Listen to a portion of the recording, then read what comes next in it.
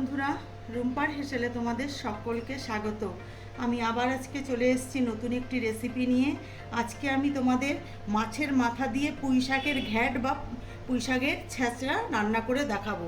তা এটা খেতে কিন্তু অসাধারণ হয়। আমি আজকে এটা ফোড়নের উপরে করব, তোমরা চাইলে এর মধ্যে জিরে আদা বাটা দিয়েও করতে পারো। আমি আজকে অনুষ্ঠান বাড়ির মতন এই ঘ্যাট রান্না করব।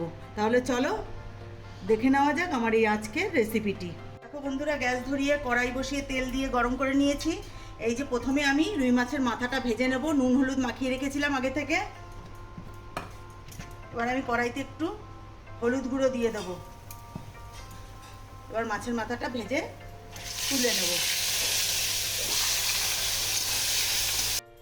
মাছের মাথা ভেজে তুলে নিয়েছি। ওই তেলের মধ্যেই আমি এখন দিয়ে দেবো ফোড়ন, 5 ফোড়ন আর শুকনো লঙ্কা। ফোড়নটা ভেজে নিয়ে আমি এর মধ্যে দিয়ে দেবো কিছু কাঁচা লঙ্কা, কেটে রাখা কিছু কাঁচা লঙ্কা।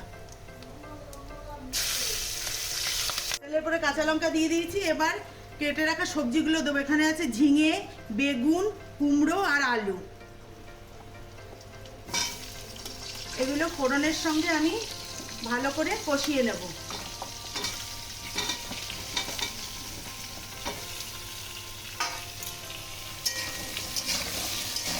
এবার আমি এর মধ্যে দেব পুঁই শাকের ডাঁটগুলো দেবো আগে, পরে আমি পাতা দেবো। এবার আমি এর মধ্যে দেব হলুদ গুঁড়ো,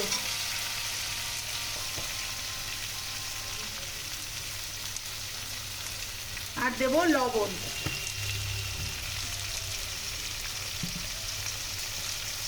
স্বাদ মতো লবণ দিলাম। ঝালটা তোমরা তোমাদের পছন্দ অনুযায়ী দেবে। এবার আমি সব কিছুর সঙ্গে ভালো করে কষিয়ে নেব। দেখো বন্ধুরা, পুঁই শাকের ডাঁটের সঙ্গে সমস্ত সবজি দিয়ে কষানো প্রায় হয়ে গেছে। এবার আমি এর মধ্যে দিয়ে দেবো পুঁই শাকের পাতা। এবার এই পাতার সঙ্গে সমস্ত সবজির সঙ্গে ভালো করে কষিয়ে নেবো। আর আমি এর মধ্যে দিয়ে দেবো এবার ভেজে রাখা মাছের মাথাটা।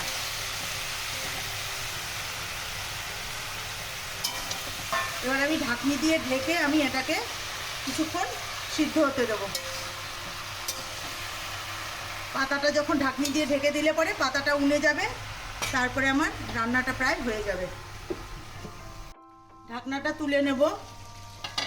দেখো বন্ধুরা, কতটা জল ছেড়েছে। আমি এর মধ্যে কোনো জল দেব না। এই যে জলটা ছেড়েছে এই জলেই রান্না হয়ে যাবে। রান্নাটা প্রায় হয়েই এসছে, সব কিছুই সিদ্ধ হয়ে গেছে। দেখো, এই পুঁই শাকের এই ছ্যাঁচড়া বা ঘ্যাট খেতে কিন্তু দুর্দান্ত হয়।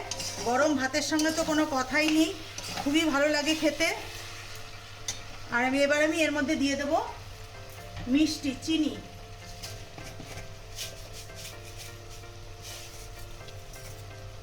এবার আমি ভালো করে চিনির সাথে সবজিটাকে ভালো করে নাড়াচাড়া করে নেব।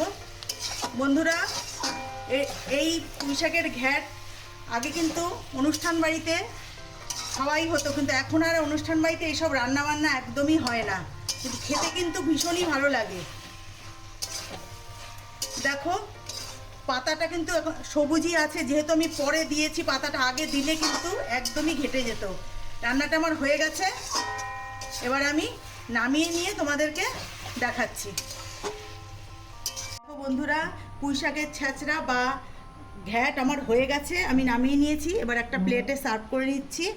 তা বন্ধুরা, আমার এই রেসিপিটি যদি তোমাদের ভালো লেগে থাকে তাহলে লাইক, শেয়ার, কমেন্টস করো। আর নতুন বন্ধু যারা আছো তারা আমার চ্যানেলটিকে সাবস্ক্রাইব করে নিও।